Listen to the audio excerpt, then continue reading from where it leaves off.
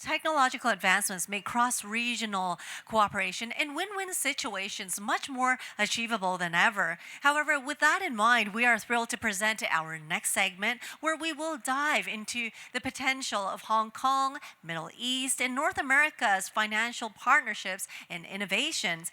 Please give a warm welcome with me as we invite our esteemed speakers to join us on stage for this next discussion. In the meantime, I would just like to remind everybody in this time, if you would like to freshen up, you see one of our sponsors' items is actually on the side. See the water fountain? That's actually WaterGen, one of the coolest innovations ever.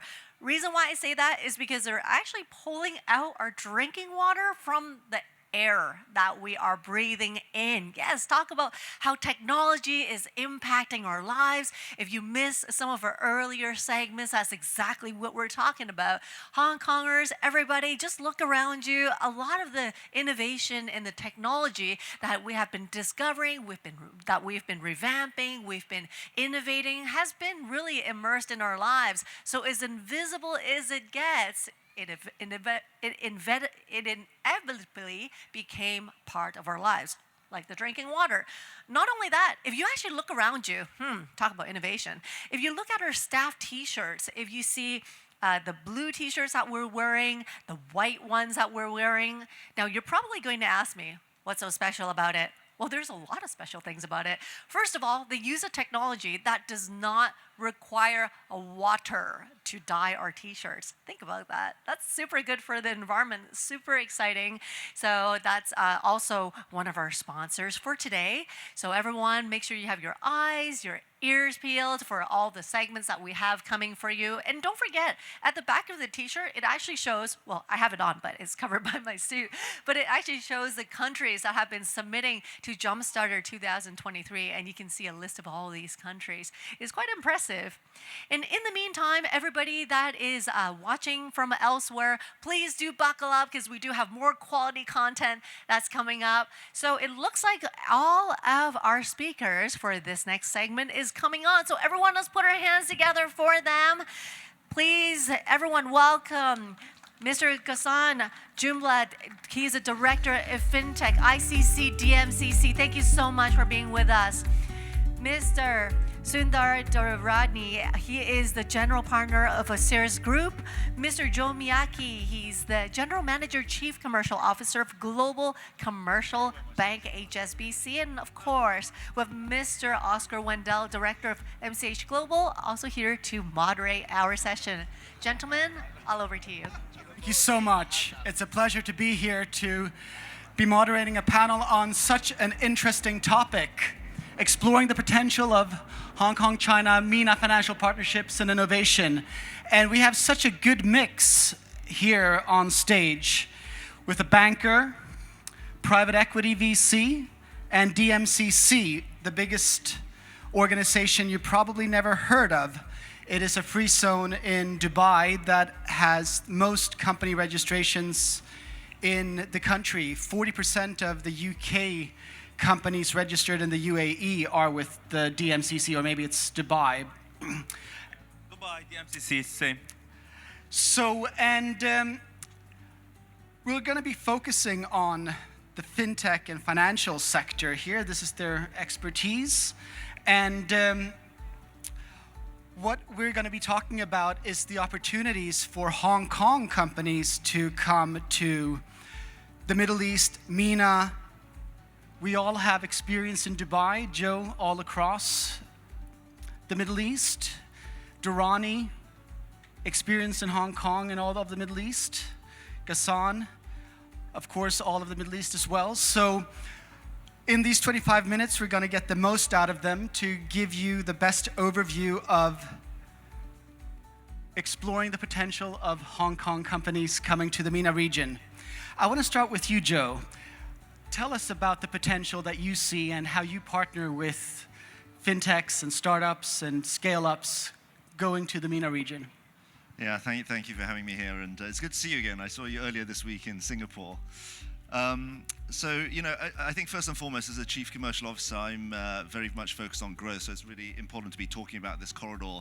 It's not a corridor that's very well known, but I think there are a lot of factors that I think make it very interesting for us from a growth opportunity perspective. As we think about HSBC, we're at both ends of the corridor. I think everyone's very familiar with HSBC's stature here in Hong Kong, but the lesser known fact is we've actually been in MENAT for 130 years, and we have over 300 offices there. So we have this very unique perspective of what's happening across that corridor. Maybe just share some statistics to put this into perspective, first from a kind of a macro perspective. But if you look at the trade flows that have happened between China and the Middle East, it's grown considerably and doubled from 2010 to 2021. If you look at China's position in terms of a trade partner to the Middle East, it's actually knocked Europe off the pole position and taken that position. And already with Saudi Arabia, they're the largest trade partner. So already, I think if you look backwards, there's a lot of activity that's been happening. I think what's really interesting, though, is what's happening very recently. And I think in December 22, you saw a big Chinese delegation go to the Middle East. They openly signed 34 investment agreements across green energy, photovoltaic batteries, technology, IT, finance. So there's a real intent there, and I think it's interesting because the delegations have also come back and forth. So I think there's a lot of activity back and forth. It's accelerating, and I think we'll begin to see some of that really take shape over the course of the next year or two. So I want to move on to you, Ghassan. Tell us about what companies you see coming to Dubai and what the journey is for them to get established. Sure. I've been in Dubai for the past 4 or 5 months. I've almost attended every event in regards to Fintech, Web3, AI. And I found it flattering that I can see many companies from China, Hong Kong, in those events. I've been for the past 10 years attending events in Dubai. And only recently you see a lot of people from companies from China and as well as Russia. So these are, DMCC is one of the biggest free zones in Dubai. They facilitate the startup companies in terms of legal matters and licensing. In Dubai you can have a free zone company or a mainland company or an offshore. So they help you with that legal matters and the capital requirement. They help you in licensing and obtaining the proper regulations and compliance papers. At the same time, Dubai is very competitive. So I always recommend that for any company to start up in Dubai to do their due diligence and to choose the best fit, whether it is a free zone or on the mainland. DMCC has been there. It's very big. They have like 23,000 companies, almost on monthly basis. We have like between 170 and 200 companies opening in DMCC. So they're doing their best in terms of helping, providing whether it is physical desk or flexi desk. It's a virtual desk. So with networking events, they run quite a bit in order to have the companies meeting each other and discussing opportunities. They facilitate it to the max, and we can see that with technology now, AI and Web3, between Hong Kong and Dubai, there is collaboration in order to push that technology forward. It is a shocking number, 23,000 companies. That's got to be more companies than you have in entire nations. It is a big number, and the scale, it's like between 170 to 200 companies every month. So how long does it take to get established? If I'm a Hong Kong company and I want to set up my startup or scale up with 5 employees, I get on the flight and come talk to you. you gotta talk to DMCC. You know, I'm a company within DMCC, so it takes a few months. Best recommendation is to work with a legal partner there, and with a government institution, depending on your business. But it doesn't take much. It takes like between 2 to 4 months, and you can be up there and established. So Durrani, you invest in all kinds of companies all over the world. You were living in Hong Kong for a long time, and now you're finding opportunities in the MENA region. What are the challenges for companies to come to the MENA region, and more importantly, the opportunities? Thanks, Oscar. I'm glad to be here. Yes, I've spent 15 years in Hong Kong. I've done investment banking, then gone on to the buy side. And the first step of moving into MENA was understanding and coming to terms with the stark difference in culture. So I think most of the startups here need to kind of, not just startups, even the investors need to get over that hurdle of understanding that just like in Beijing in the old days, you had the concept of Guangxi, that you need to go build trust first, and then you can step in and do a transaction. It's not transactional. You can't just fly in, do a transaction, and fly out. We had to learn the hard way, because in Hong Kong is a very efficient place. So when you go in a meeting, you wanna capitalize quickly and move on. In Saudi, and especially in UAE as well, you have to build trust first. And the same word for Guangxi they use over there is wasta.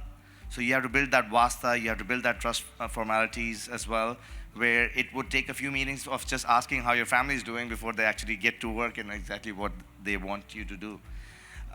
For startups, I think one of the biggest concerns I have right now, or challenges I have right now, that you're right in asking the question that what do I do if I need to move there, right? I fly in, get something up and running and come back. In fact, one of my portfolio companies is DMCC based as well, in Dubai. And then the second company I have IFZA, which is Silicon Oasis based.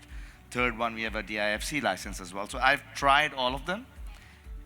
My suggestion would be you choose based on which sector focus you have as a startup, and choose the right category free zone, because every free zone has a tint. I'm not saying all of them can do everything, but each free zone has a tint for a certain kind of sector. So choose your sector, or whatever your sector is, find out which free zone covers that, and then costing is an issue as well. DIFC is the most expensive, and the others go lower. So as a startup, you're always concerned with costs, so are investors, so keep that in mind. But then finally, I think the biggest issue of what Middle East wants right now, as an investor, I can tell you this, because this is a conversation I have with my investors, my LPs all the time. They don't want to deploy capital outside to get returns. They want IP. So if you have good IP, they will lay out the red carpet for you. The regulators will line up. I'm bringing 2 or 3 companies from Hong Kong into Saudi Arabia as we speak. And they were shocked when they came and met the regulators, including ADGM guys in Abu Dhabi. So they came out and they said, this is the first time in our life that a regulator is telling us what to do and how quickly and easily it can be done, rather than take all licenses, compared to, say, in Hong Kong, where when they get a call from regulator, they're scared that, oh, something's wrong, we're going to get a fine or something, right? So yeah, just figure out a space where you plug into that IP. Most of these countries have it on their websites, that what are their target areas for the next 5 or 10 years. Saudi Arabia has Vision 2030. UAE has its own strategies as well. So go on their websites, find out if your startup solves a bottleneck for these countries. Reach out to that department, and you will be surprised on how quickly they will pave your way coming into that market. I'd like to... Maybe I could just pick up on a point. I was really interested in your cultural nuance point, because I think it is important. And, you know, as an international business, we're in a lot of markets. But one thing that we've really started to observe as we've engaged with the tech sector is, as companies at a small scale try and look to expand, it's less about the banking products for us. They actually approach us for our network, the connectivity, who's playing in the ecosystem. And I think that's a trend we're beginning to see that means that we as a bank have started to have conversations that have nothing to do with financial products to start with. And I think it's really about the conversation of the ecosystem. And as you look in the tech space, I think unlike many other industries, the interconnectivity that the community has is on a different scale. Yeah, I'd like to point out what you're saying here, that MENA is not just one market, and what's really special with the Middle East is how the regulators are working with attracting companies and creating business opportunities. But with that, you have a lot of harmonization requirements. And HSBC, you've got the, I would arguably say, the best network and the most established network, not just within the Middle East, but globally, to support in that. Would you comment? In terms of how we support companies going Yes, and international? also, when you're a fintech, you've got so much regulations in each separate market within the MENA region. It's not like you get established in Dubai. You can't even necessarily deliver the same service in Abu Dhabi without the ADGM license, much less Saudi Arabia. So you need to be working with the different regulators for the licenses, and not least with funding and so forth. And how does HSBC support in that journey? Yeah, so I think it's interesting for us because we're quite pervasive in terms of an international platform.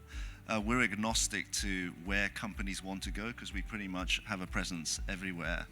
And oftentimes you need an understanding of the company itself and the business. So really understanding them at its origin and then having a deep understanding at the destination. I think you have partners that we would reach out to really understand the local. But again, a lot of our franchise has been there for an extensive period of time. And so that conversation that we can have with our customers has very little friction because we have such a deep understanding of how to do it and how to do it quickly. And so, you know, whether you're a small company trying to expand, large company trying to expand, we're pretty agnostic to it. I think interestingly, actually, in the tech space, and as I said, I just came in from Singapore, you know, even though companies start off very small, their life cycle in terms of scaling is very quick. And investors, and maybe you can comment, they're not looking for companies that have a business idea that works domestically in one market. You have to start global first. And so what we're seeing is this conversation of international and the network and how they expand quickly almost being the first conversation, not a subsequent conversation to having scale in a domestic market. So on that point, Durrani, the financial sector here and also the fintech is very advanced in Hong Kong and quite a different type of banking services that you see in MENA and a different demographic. How do you see the overlap there and the opportunities to tap into the different strengths? So generally finance is sort of generic across the globe, but you're right, there are definitely nuances there. UAE is an advanced market, so it's already full of fintech. Everyone from India to Egypt to the US to European fintechs are all functioning in UAE as we speak. They could be everywhere across the whole chart, right? You've got everything from the crypto side all the way to mainstream project finance side guys, right? So there's low-hanging fruit still in there. There'll be consolidation. I think there's just too many players in that market. So someone big, for example, from China or Hong Kong could swoop in, buy a few of those products and sort of create a larger pocket that we would fund, because that would just solve so many of that competitive issues. But at the same time, Saudi Arabia is an example where there's low-hanging fruit everywhere. So I'll give you a very small example. Me and my partners were walking the city and we just wanted to buy something quick. And no department store would take a Visa or MasterCard. And we didn't have local cash, so we couldn't even give them. So the only card they had to use was something like an octopus card called MADA.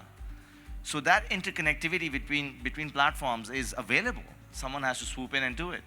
Other platforms like split payments between players, right? Between individuals. We have PayMe here in Hong Kong, which is I still use it even sitting in Hong Kong, in Dubai. I still pay my friends through PayMe, but they don't have that platform. Careem, which got acquired by Uber for $3.4 billion. Careem had a small wallet angle for a while, but it never really flew off the handle because it was just too cumbersome, too many clicks to do one transaction. So stuff like that is available in those markets. It's just a matter of, you can't do it from here. Teams have to get up, have to arrive in Dubai or Saudi, sit down on the ground, build that relationship and go further. But a reality check here, most fintechs are not profitable. We spoke earlier before going on stage that you have a 10-year perspective. You also highlighted that you have a long-term perspective with the early startups going into a new market, especially a market that is extremely saturated. in the paytech space. When we talk fintech in MENA, most of it is paytech. Most of them will be. I mean, there's going to be consolidation, right? I want to ask you how you view the risk profile when you choose the companies to support, and how you view the potential of their being viable, because a lot of fintechs, it's just a race to the bottom. It's hard to differentiate yourself. Yeah, it's a great question. I think depending on where you are in your life cycle as a company, you're going to have different financial needs. I mean, you may have seen that we just announced a collaboration agreement with Antler, which is one of the big regional accelerators, and we're providing, we're the preferred bank partner for all of the companies going through, and these companies are going from day zero. And you know, as a banking partner, we don't think about it just as kind of banking capabilities. We have growth advisory, we have thought leadership, of course we have transactional banking accounts, and those needs and you know, how they're tapped by a company really depends on how mature they are.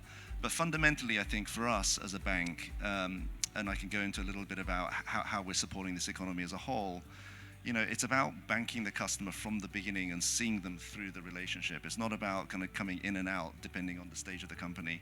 So we very much look at that, and I think as you partner with accelerators, you know, they're also doing their own filtering and funneling. So you can kind of rely again on the ecosystem in terms of the companies that you're looking at, the technologies. In terms of how HSBC positions itself vis-a-vis the opportunity across multiple sectors, even within the new innovation economy, again, we're pretty agnostic. So you would have seen we've actually increased our balance sheet commitment in the region for our new economy fund to about $3 billion, which is sizable. And if you think about that in the context of smaller companies, that's a vast footprint you can create. And you're seeing us, you saw us launch in New York Climate Week a $1 billion commitment to climate tech, which, as everyone knows, is, you know, a key subsector within the innovation economy. So, you know, we're very serious about this. I think, you know, going to my earlier point around how this corridor is developing and bringing it back to the corridor a little bit, you know, we are accelerating and putting our commitment at the same rate as these things are developing. And so we're very confident that we're kind of partnering in the right way and kind of capturing the opportunity and seeing these companies hopefully go from day zero all the way through to being household names. We're just going to go from victory to victory between Hong Kong and MENA. I just want to ask each of you to give your final comments, starting with you, Ghassan. I think we are in a phase that is very, very exciting. With Web3, AI, and the development we see, we are in a very good phase in our life. We definitely have to help out to grow that industry. Between Hong Kong and Dubai, I think we are in the best areas for such advancement. Like, I've been to GITEX, and this year GITEX had their own at the harbor for blockchain and AI. And I went there. There's one place where you see the big companies, the big booths, and you don't see much of new ideas. Meanwhile, if you go to the other place where the companies have small booths, only 2 or 3 people, you actually find and discover ideas that, wow, top of your head, whether it's in education, tourism, finance. There are very bright ideas out there that we need to tap onto and to help them, because they are small, very small startup companies, but with great ideas. So for me, we're a private equity shop, so we do some VC, but mostly is PE, so companies have to be slightly later stage. But happy to open our Rolodex any day, because we look for companies across Asia to take them to MENA. That's one of our mandates. At Osiris, we used to do only frontier markets, but now we're looking into emerging Asia as well. And one of the primary reasons for that is we're choosing companies that have become big in their own ecosystems and want to now transcend borders, but they can't get to have that leg up. So happy to include you in our own profile, or just help you get your leg into MENA as well. The governments are already working at it. So for later stage companies, dual listing modules are already created. So between Tadawul, which is a Saudi exchange, and Hong Kong Stock Exchange, they already have a JV or MOU for dual listings. You can actually list in Tadawul or Hong Kong and get a dual listing on the other side as well. So those mechanisms exist, but they usually exist at a slightly later stage companies. For earlier stage companies, my advice is find your use case, get the right partners in the door, and they'll help you through the channel. Yeah, I think from my perspective, the corridor and how it's scaling is clear. I think it's worth remembering a lot of these jurisdictions are policy driven, and where there's intent, things will happen, and you're seeing it two-way. You know, I think the simplest thing is come and speak to us. You know, we're agnostic. We know these jurisdictions. We work with our partners, and we can introduce you and really demystify and simplify that experience as you go through an international expansion. Thank you very much. It's been a pleasure. Thank you. Thank you. Thank you, gentlemen. And thank you, Oscar, for being our moderator. Everyone, please be seated. Thank you for the insightful sharing.